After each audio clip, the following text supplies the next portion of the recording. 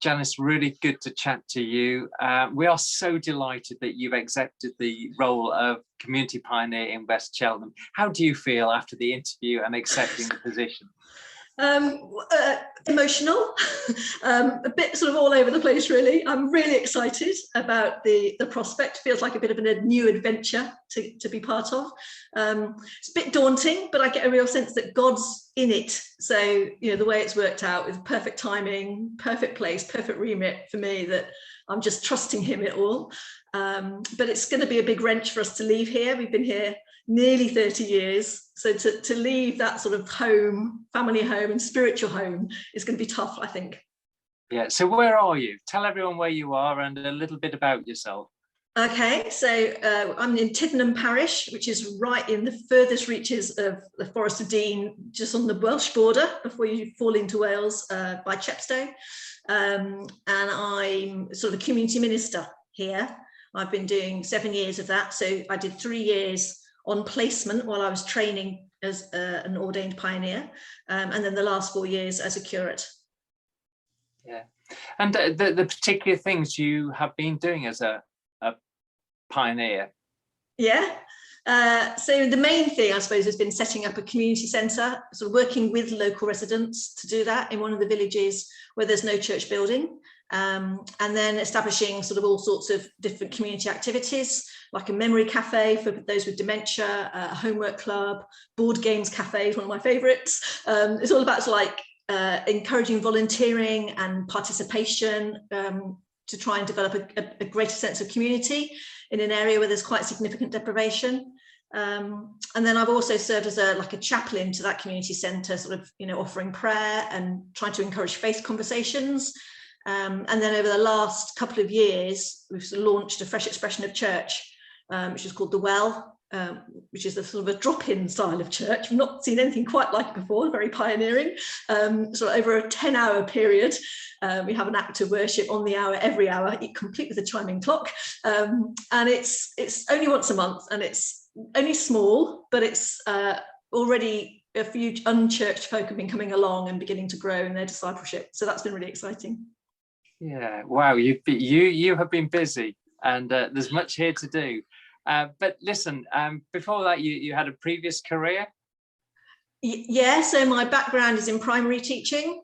So I was teaching in Portsmouth, London, and then we moved down here when I was pregnant with my first child. So I'd had 6 years out as a full-time mum, which I absolutely enjoyed, did lots of community volunteering, and before going back part-time teaching. And then I was employed by the church as a youth and children's minister, which I absolutely enjoyed, though my kids had to cope with their mum being their youth worker as well, which they've survived it. And family there, you've got a family, are they joining you? Well, yeah, my husband will be joining me. So Ewan, he works in Stroud, so that's very convenient. He's an accountant and he works for a textile company. They make billiard table cloth and the felt for tennis balls. And then we've got two children. We've got Francis, who's now 28, and my son John is 26. So they're scarily old. I don't like that. But they've both left home. They're gravitated up north, and they both live just outside Leeds. Yeah. And my daughter's just got married. Well, 2 years ago, got married to Pete, and has spent most of her married life in lockdown, which is a bit strange to feel for them. Okay, so there's family, but Ewan's going to be joining you here. Yeah. Tell us a little bit about faith. What does that mean for you? Do you have a favourite Bible verse, or how do you keep faith alive? Goodness.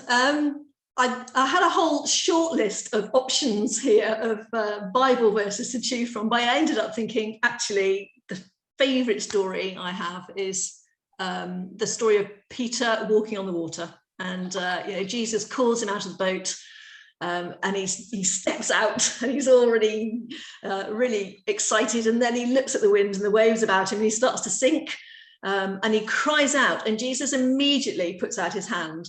And then it doesn't tell us, but you have to imagine Jesus would have walked back to the boat on the water with Peter hand in hand. And I just love that image. And I think for me as a pioneer, there's a lot of stepping out of the boat, going out of my comfort zone, taking risks, and that sense of keeping your eyes on Jesus, and not on all the problems and all the difficulties and all the things that are thrown at you. And who knows then what God might be able to do through his amazing power through us. And then if we do start to sink and cry out, Jesus is there to reach out and to lift us up. So yeah, that speaks to me a lot. And then there's that wonderful song, Oceans, that's based on that passage, which I quoted at the interview. It's been a bit of an anthem for me since being ordained. So yeah, that's my favourite Bible passage, I think, at the moment. Well, do you know, that's one of our favourite songs here. Oh, good. So I think God's in this, Janice. I'm delighted on behalf of all West Cheltenham to welcome you in that sense and look forward to you arriving.